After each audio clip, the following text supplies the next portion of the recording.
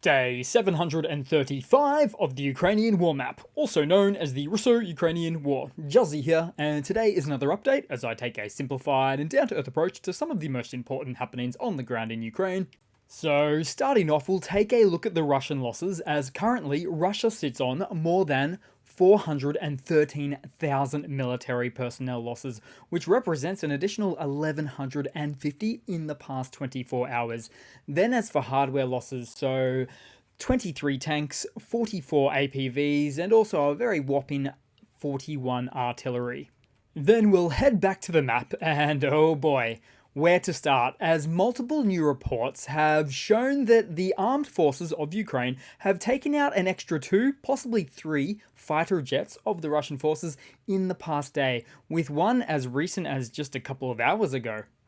And add to that the 2 from just a couple of days ago, so I had to count these up because it's truly getting out of hand at this point, with ultimately leading to 13 destroyed Russian planes in the past 12 days. And most of which being the Su-34s or 35s.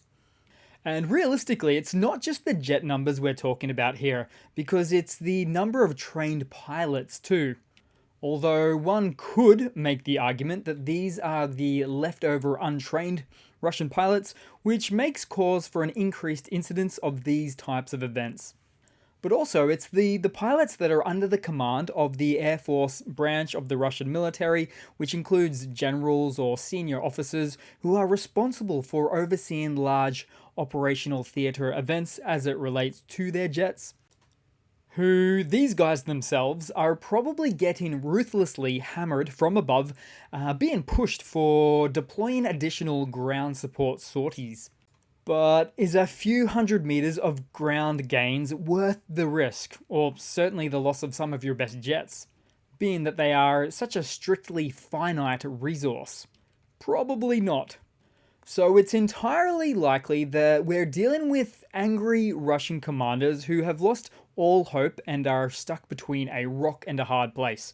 Specifically, a Putin rock on one side and a Patriot PAC-2 missile-infested hard place on the other. Now, most of these events were said to occur in the eastern Donbass region, but certainly expect more updates on this front soon. But I'll also mention, just a few days ago, I was saying we'll either see more Russian jet losses this week, or we won't see any at all. And if we don't, then the Russian Air Force and VKS have modified their tactics sensibly. Or, if we do, well then, we're just dealing with the systemic ineptitude of the Russian military once again that continues to fail to adhere to the generally accepted tactics and principles of war. Then we'll move across to the Kherson oblast as Ukrainian forces continue to fiercely contest the small village of Krinky against Russian troops. And despite Russian claims of capturing the village, Ukrainian officials have continued to refute those statements. But most recently, Russian forces have been employing human wave assaults, attacking without armored vehicles, a strategy highlighted by Ukraine's Southern Operational Command. However, their endeavours to take back the Ukrainian-held bridgehead positions have been largely unsuccessful. In fact, if anything, the opposite seems true right now, with Ukrainian defenders preparing for prolonged engagements in the oblast, focusing on strategic positions and bolstering their defences. Then moving along on the map, since we're close to it, we'll take a look at Transnistria, as President Sandu of Moldova and President Zelensky of Ukraine recently discussed the situation in Transnistria, the Russian-controlled region of Moldova, because Transnistria's lawmakers have requested Moscow's assistance to end an economic blockade imposed by Moldova. So this little slither of a region which borders Ukraine and houses Russian troops has been a point of tension, especially since it's internationally recognized as a part of Moldova. Also, Ukraine has warned it will react strongly to any attempts to drag Transnistria into the ongoing conflict or to destabilize Moldova, which makes sense because if you're a country at war with Russia to your east, and then all of a sudden you wake up one day and Russia has popped up on your west, well, let's just say I'd feel sorry for that pro-Russian cohort in that newly acquired or Russian annexed region. Then moving across and zooming into the Donbass, following the retreat of Ukrainian units from Stepova and Severna nearby Avdiivka recently, Russian troops have continued to press on with their offensive. Now, the current conditions in Orlivka and Tonenka remain uncertain amid Russian progress in the area, with also there have been Russian claims of the AFU pulling out from Berdichi, which are being investigated, but they're really quite unlikely to be true.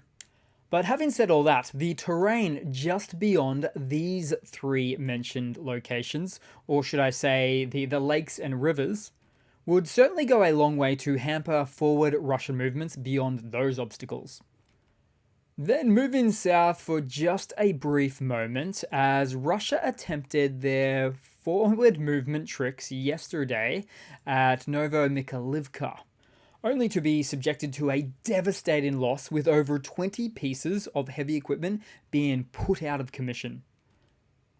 Then more generally zooming out, because somewhere in the east, there's certainly been no shortage of activity recently, as you can tell by the daily loss counts as well. As for instance, in the Crimea direction near Yampolivka, a Russian T-90 was knocked out. Then east of Orlivka in Donetsk, where we just were, Ukrainian forces ambushed a Russian formation moving towards the town. Seen here, multiple Russian vehicles are hit, with one BMP taking a Ukrainian ATGM before crashing off the side of the road. Then also, in a rare and synchronistic event, two Russian BTRs run into mines north of Avdiivka, which is the type of situation that will inevitably continue to occur for Russian forces due to a notable lack of Russian mine clearers within their ranks. Then, just for a hot second, we'll head over to Zaporizhzhia. A quick throwback to a couple of weeks ago when we thought we spotted a T-55 failing in its attempts to attack Ukrainian units near the contact point, but as it turns out, it was actually a T-54 tank. And why is this important? Well, the predecessor to the T-55, the T-54, entered production about 10 years before the T-55, being that it was produced way back in 1946, just a year after the end of World War II. And in fact, it was through this event that we found out the lies of the Russian army's narrative that stated that their older tanks were only being used as a sort of a shorter ranged artillery piece. However, with spotting these ones right at the front, well, that certainly turned out to be a lie. Then headed across to some news for today. So, Belgium has committed 200 million euros to help Ukraine by buying 50,000 artillery shells. Now, this effort is in collaboration with the Czech Republic, which has found a supplier outside of Europe, quite a big one. And this move is part of a larger initiative led by Czechia, with Belgium, the UK, the Netherlands, Denmark, Canada, and Sweden all pitching in. The Belgian Prime Minister highlighted the importance of supporting Ukraine amid ammunition shortages and delays with European and US aid. So this initiative, costing around 2 billion euros, aims to provide Ukraine with an alternative and supplemental source of artillery shells for use against Russian forces. Then in some other hardware news, the Netherlands has placed an order for 9 Dita howitzers from Czech manufacturers to support Ukraine, as announced by the Dutch Defense Ministry just yesterday. Then in some more related news, Israel's ambassador to the UN, Gilad Erdan, delivered a strong speech criticizing Russia and announced Israel's plan to provide Ukraine with early warning systems against missile attacks, labeling Ukraine as an ally. And this stance indicates a significant shift in Israel's policy, suggesting a break in the previously cordial relations between Israeli Prime Minister Netanyahu and Russian President Putin. Then into some additional hardware news on top of that, just quickly, Bulgaria is to send 100 armoured vehicles to Ukraine in, quote, a few days. And these ones will be the BTR 60 APVs. Then moving across to some Russian economy news, as Russia has announced a ban on gasoline exports starting tomorrow, March 1st, to stabilize domestic market prices following a series of oil refinery attacks. Now, these types of attacks, drone attacks or incidents, led to a 7% drop in oil refining, prompting concerns over a potential gasoline shortage within the country. As such, the government is prioritizing domestic stability over foreign exchange earnings, despite the negative impact on the economy. As take, for example, after the AFU drone attacks on a multitude of Russian oil refineries over the past many months now, local Russian prices surged. So the ban aims to address the domestic price spikes to keep some political stability on the home front, especially since we're coming up to the March theatre show. That is the Russian elections. All according to plan. But wait a second, aren't energy exports Russia's entire business model? The so-called gas station with nukes of a country.